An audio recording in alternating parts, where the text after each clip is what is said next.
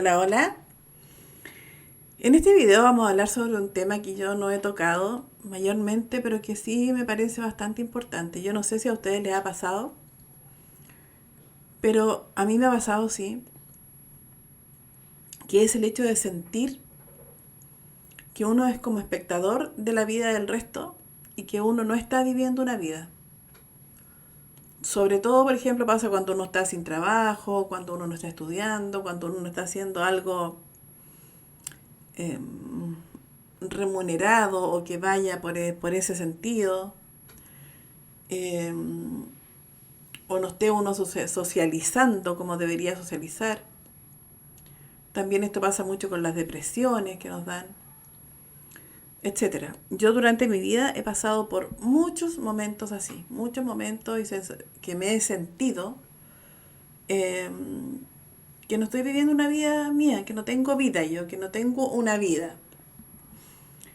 Pero en algunas oportunidades me di cuenta que, por ejemplo, si tenía alguna amiga, me apegaba a la vida de ella y empezaba a vivir como su vida.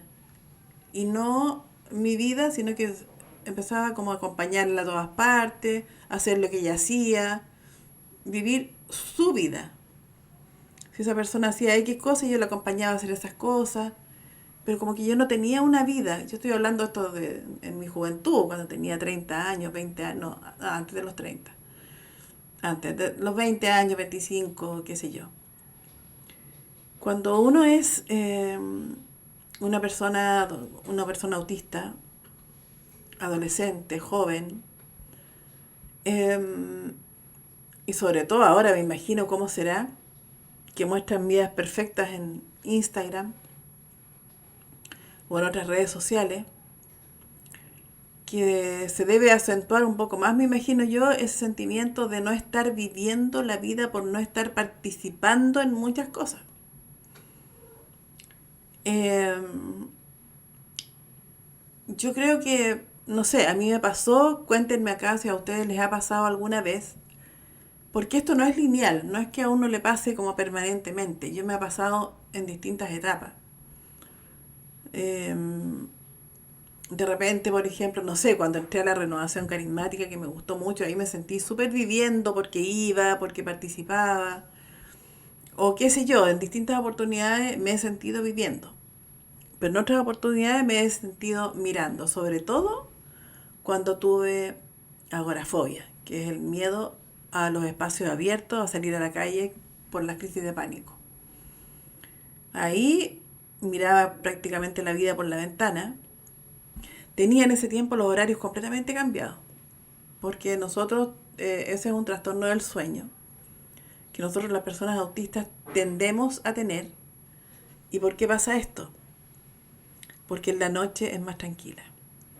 Y en el día suceden cosas que nosotros no queremos vivir, suceden interacciones, suceden, no sé, miles de cosas, que tocan el timbre, que viene gente, que hay visitas, que hay que ir a hacer trámites, que hay que ir a hacer compras, etcétera.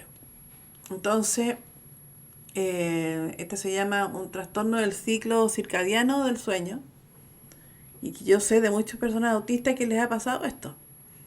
Entonces yo me acuerdo que en ese tiempo era como súper terrible, era como muy, muy, muy, muy triste, porque yo vivía en la noche, o sea, vivía en la noche y dormía en el día. Y me acuerdo que yo en la noche me entretenía, hacía harto haciendo mis cosas, qué sé yo, yo hacía mucho, sobre todo cuando apareció el internet, hacía muchas cosas, muchos videos, muchas cuestiones, usaba muchas aplicaciones que ahora con el Canva ya están, no sé, usaba mucho el After Effects, todo ese tipo de cosas.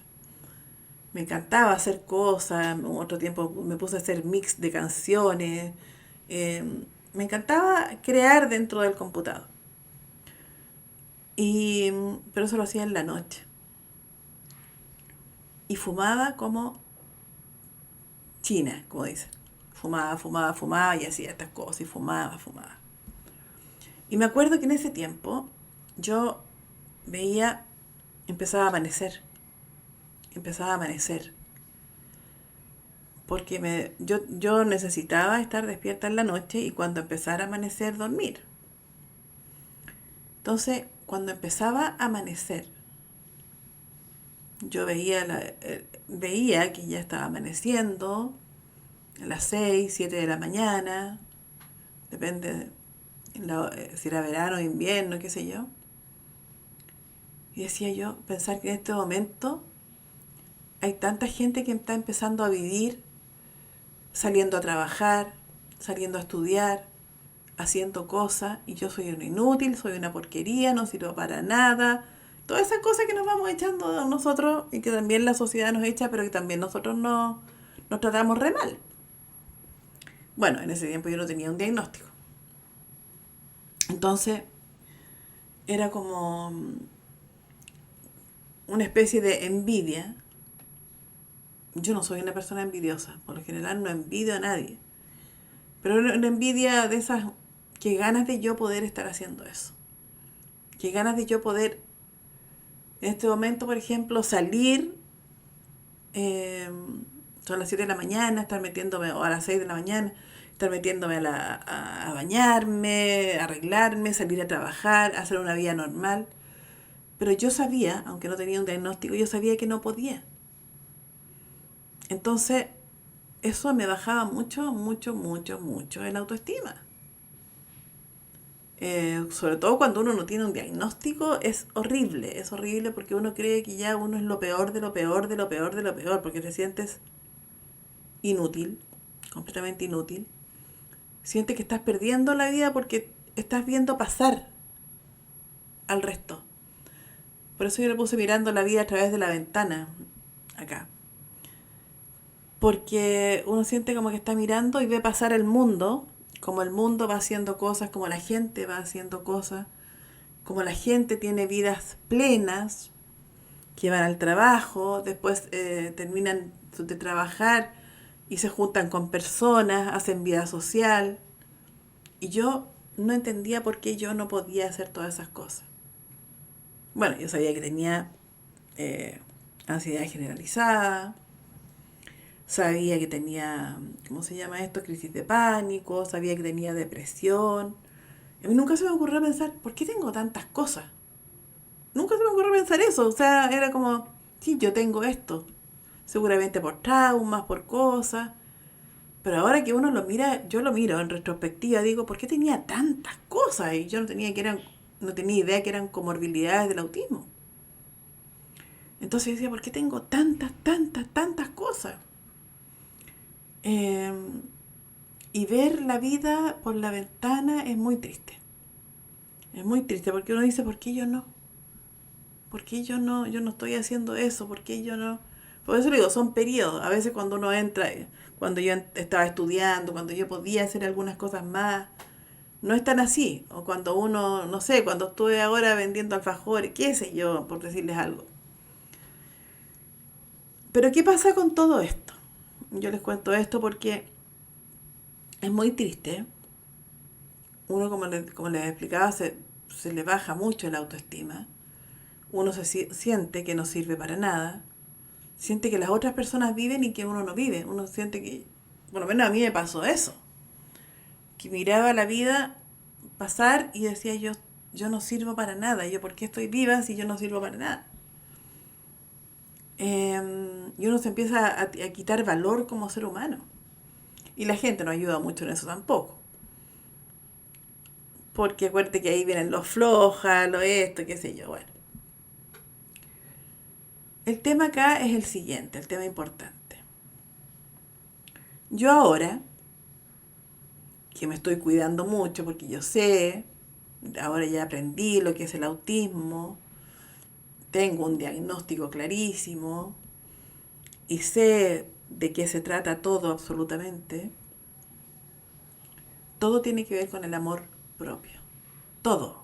Todo tiene que ver con el amor propio. Es impresionante cómo el amor propio te ayuda en todas estas cosas.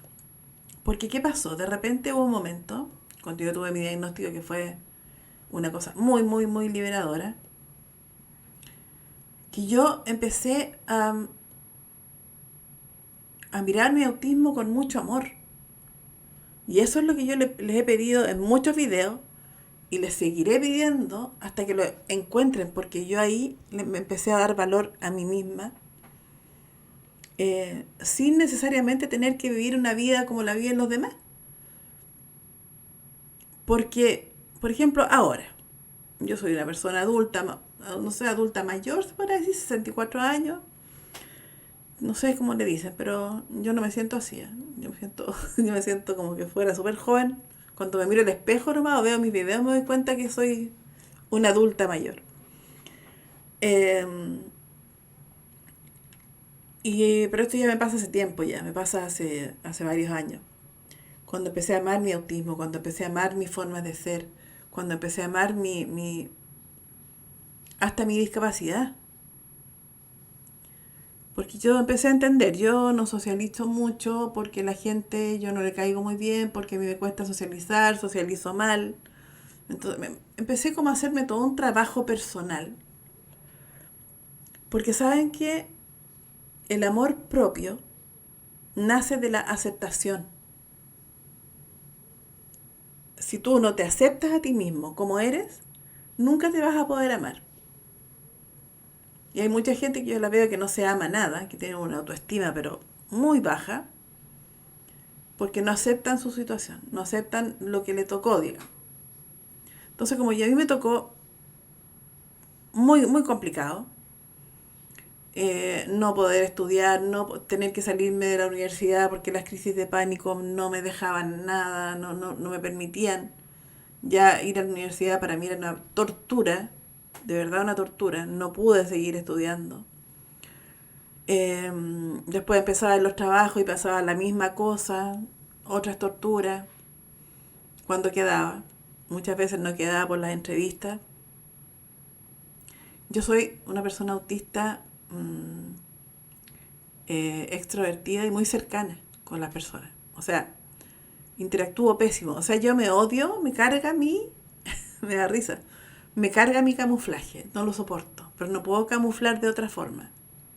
Y ahora yo me miro como camuflo. Y camuflo, me carga como camuflo porque soy muy melosa. Soy muy cariñosa, muy esto, muy acá, muy allá. Cuando estoy camuflando. Por ejemplo, aquí en mi canal no estoy camuflando nada. Yo aquí en mi canal, si yo camuflara, no podría tener el canal. Porque yo me muestro aquí tal como soy. Me pongo un poco más derechita, un poquito más así. Pero yo no camuflo mi forma de ser. Yo acá no soy la persona que cuando camuflo en la vida real. Entonces a mí me carga. No soporto mi forma de camuflar. No la aguanto. No me gusta. Yo me caigo mal cuando estoy camuflando.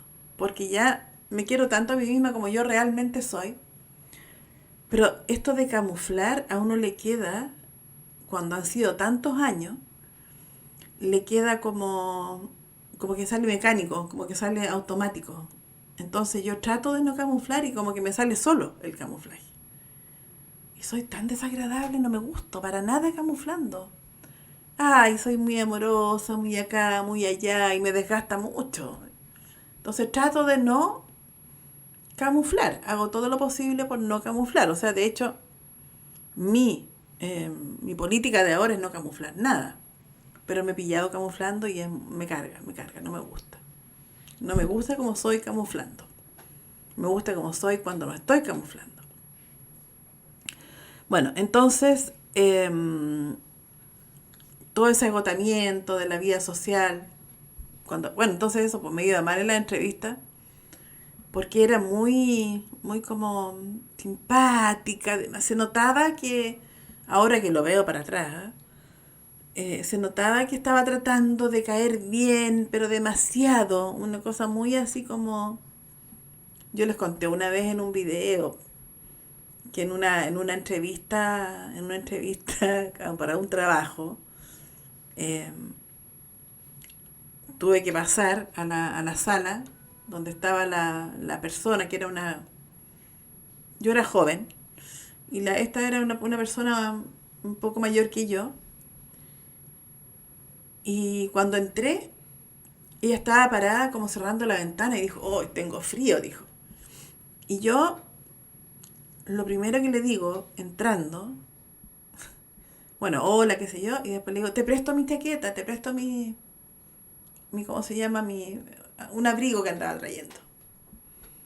Lo primero que digo, o sea, ¿cómo se me ocurre ofrecerle un abrigo si yo me voy a tener que ir de ahí? O sea, no tenía ningún sentido. Yo lo miro de ahora y digo, pobrecita, qué tierna eras. Pero así era, así era. Entonces obviamente no quedé en esa entrevista de trabajo, por supuesto, porque esa fue una actitud sin sentido. Una actitud que yo, para mí en ese momento, en esa situación, era como, yo estaba siendo súper buena persona. O sea, iba a quedar al tiro contratada porque le ofrecí mi abrigo a la persona porque tenía frío, entonces yo era buena. Eso se llama no tener habilidades sociales. Bueno, por eso le digo, y cuando quedaba en un trabajo, después tenía que salirme del trabajo porque me venían unos vértigos espantosos, crisis de pánico, ya me empezaba a desvelar, no podía en la mañana levantarme porque había dormido 2 horas y decía voy a andar pésimo todo el día. Era horrible. Era, y no lo podía hacer nomás. ¿Por qué llegué a esto? Por el camuflaje, bueno, entonces pero había tiempo en que lograba durar en un trabajo y ahí me sentía como viviendo, pero ¿a qué costo?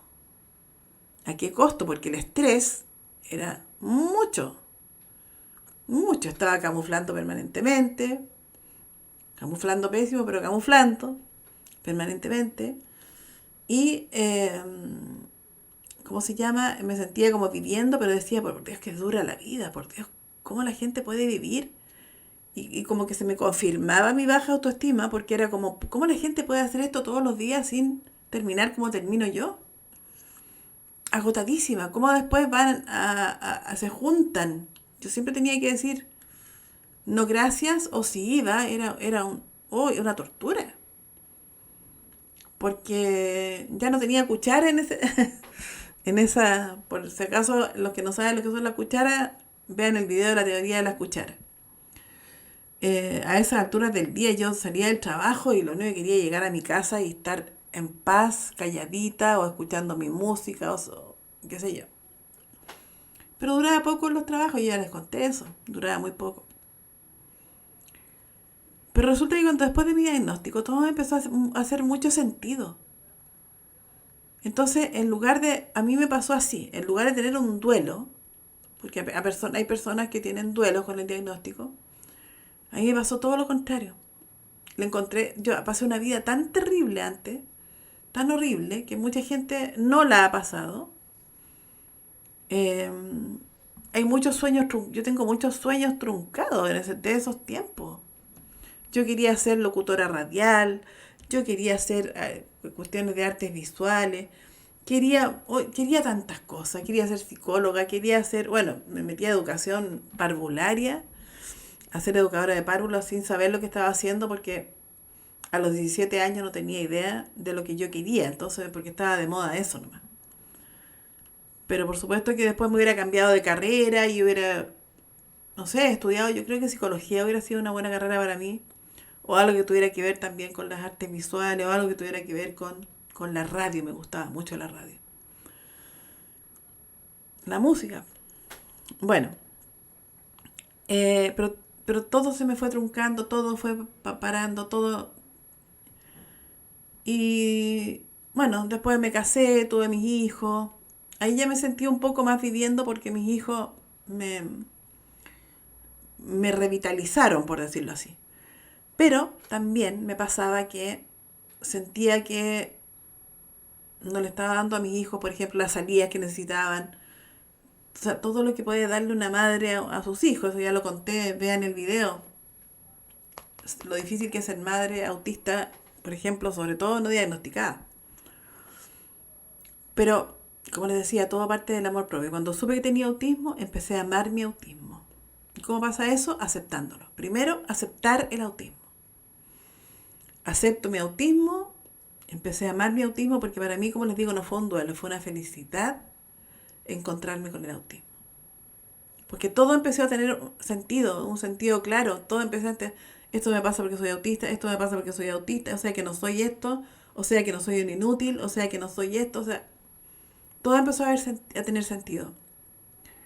Entonces, de ahí en adelante, cuando yo ya estuve completamente convencida de mi diagnóstico, de ahí en adelante, empecé a sacar todo lo tóxico de mi vida, todo lo que me hacía mal, las personas que me tiraban mala onda. Empecé a amarme muchísimo a mí misma, incluso a sentir mucha compasión por la persona que yo fui antes y por todo lo que sufrí sin un diagnóstico de autismo. Entonces pasó eso, que yo empecé a ser feliz. Yo me acuerdo que cuando mi hermano se enfermó, yo decidí dejar de fumar, por ejemplo. Y al decidir dejar de fumar, porque yo fumaba mucho, mucho, mucho. Y al decidir dejar de fumar, esto fue van a ser 12 años. Cuando decidí dejar de fumar, eh, fue un cambio ya de vida bastante grande porque ya no era muy entretenido quedarme en la noche. Entonces ya empezaba a hacer las cosas de día, ya empecé a vivir un poco más la vida, pero igual me costaba, me cansaba, pero ya todo empezó a tener una explicación. Las cosas ya empezaron a explicarse, ya todo tenía un sentido. Entonces, cuando tú sabes que eres autista y has creído que eres una mugre de persona que no sirves para nada, es una liberación total. Entonces ahí yo empecé a tener amor propio, empecé a amarme a mí misma, empecé a aceptarme exactamente tal como yo era. Entonces yo ahora tomo mis propias decisiones. Por ejemplo, yo no siento que sea una espectadora de la vida de los demás. Siento que yo estoy viviendo mi vida como persona autista. Porque cuando uno se acepta y uno se ama, uno ya sabe que está viviendo su vida aunque esté no haciendo nada, pero es su vida. Uno ya como que se involucra consigo mismo y ya empieza a hacer la vida de uno. Uno empieza a amar su vida, a aceptar su vida, a ser quien uno es y a ser feliz siendo como uno es. Y empezando a tener propósitos distintos. Ese es el problema, que antes yo tenía propósitos neurotípicos. Ahora tengo propósitos autistas. Somos distintos, somos diferentes.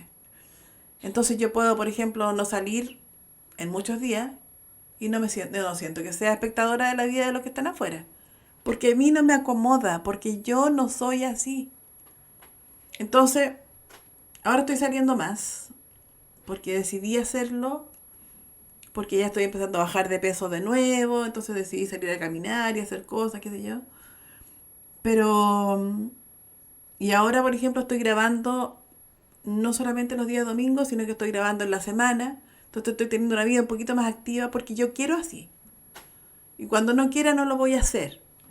Y cuando así, ahora yo decido mi vida. Nadie me viene a decir a mí lo que tengo que hacer, lo que no tengo que hacer, lo que no debo hacer, si no he pedido un consejo yo. Si estoy mal, si estoy bien, porque yo estuve muchos, muchos, muchos, muchos años siendo espectadora de la vida de los demás, sin saber que esa no era la vida que a mí me correspondía. Porque yo no puedo superar mi autismo. Las relaciones sociales me seguirán costando siempre. Entonces yo no me mezclo mucho tanto con la gente, me mezclo más con las personas neurodivergentes, con mis hijos, con mi familia más cercana, y con amistades, como les digo yo, neurodivergentes. Porque quería vivir la vida de otra persona, si eso era. Por eso uno está como espectador de las vidas.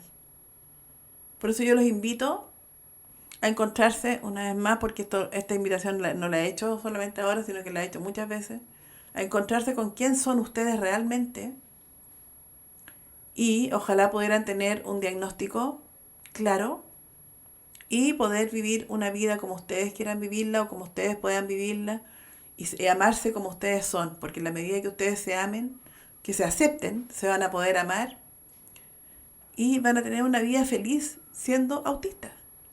Yo le he dicho muchas veces, yo soy una persona muy, muy feliz. Así que ese era el video de hoy. No estás siendo espectadora de la vida, sino que no estás aceptando tu vida y quieres vivir una vida neurotípica que no es tu vida. Si es que te pasa esto. Así que ese es el video de hoy. Los invito como siempre a suscribirse al canal. Y me gusta, o sea, like. Y conversemos del tema. ¿Les ha pasado? ¿No les ha pasado? Vean los videos. Tengo mucho contenido. Acuérdense que es importantísimo. Les digo sobre todo a las personas neurotípicas que quieran aprender sobre el autismo para que aprendan a conocernos. Eso es una cosa muy importante. Y eso, nos vemos el día viernes. Chao, chao.